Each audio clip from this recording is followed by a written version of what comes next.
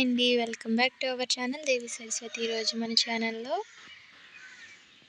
బంతి పూలను చూపిస్తున్నానండి. రేఖ బంతి అండి ఇవి. మనం ఎప్పుడూ చూసి ఉంటాము, ముద్ద బంతిని చూసి ఉంటాము, కానీ ఇది రేఖ బంతి అండి. చెట్టు నిండా పూసాయండి. ఒక్క చెట్టు ఉంటే చాలా చెట్లు లేస్తాయండి. ఒక పువ్వులోనే ఒక 10 చెట్లు లేసే విత్తనాలు ఉంటాయండి. చూడండి పువ్వులు ఎంత బాగున్నాయో.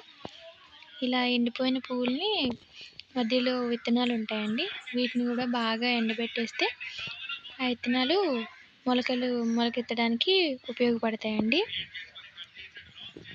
చూడండి, ఇప్పుడు నేను కోసి చూపిస్తున్నాను. చూడండి, విత్తనాలను తీసి చూపిస్తాను. చూడండి, అవిగోనండి, ఇవిగోండి విత్తనాలు.